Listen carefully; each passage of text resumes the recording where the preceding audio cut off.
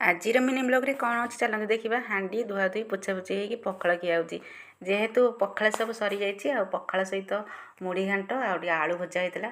ତାପରେ ଏପଟେ ବସେଇ ଦେଇଛି ଦେଖନ୍ତୁ ଖଟା, ଟମାଟୋ ଖଟା ବସେଇ ଦେଇଛି। ଆଉ ଏତେ ଜୋରରେ ଖରା ହେଉଛି କୁହନ୍ତୁନି, ଯେତେ ଆମର ଲୁଗାପଟା ଥିଲା ମହାଳୟା ଶ୍ରାଦ୍ଧ ପାଇଁ ତ ସବୁ ଧୁଆଧୁଇ ହେଇକି ସବୁ ଶୁଖିଆ ହେଇଛି ଦେଖନ୍ତୁ। ସବୁ ଛାତ ସାରା ଶୁଖିଆ ହେଇଛି ଆଉ କାମ ବି ଚାଲିଛି ଆଉ ବର୍ଷା ବି ଉଠେଇଲାଣି। ଏତିକି ବେଳକୁ ଧୂଆଁ ହେଲା ଯେ ବୋଉ କହିଲେ କାଠଟାକୁ ନେଇକି ବାହାରେ ପକେଇଦେ, ଧୂଆଁରେ ଆଖି ଫୁଟିଗଲାଣି। ଆମର ଡବଡୁବି ସବୁ ଧୁଆଧୁଇ ହେଉଛି ସଫାସଫି। ଆଉ ବୋଉ ଆମର ସାରୁ କାଟୁଛି, କହୁଛି ଯେ ସାରୁଟା କାଟିକି ରଖିଥିଲେ କାଲିକି ଟିକେ ହାଲକା କାମ ହେବ। ମୁଁ କହିଲି ହଁ ଆଜିଠୁ ସବୁ କାଟିକି ରଖିଦେ, ଏଠି ରୋଷେଇ ବସିଯାଇଛି। ତ ତାପରେ ଲାଷ୍ଟକୁ ମୁଁ ଖଟା ଯେଉଁ ବସେଇଥିଲି ଏଥିରେ ଲାଷ୍ଟକୁ ଜିରା ଲଙ୍କାର ଗୁଣ୍ଡ ଦେଇଦେଲି।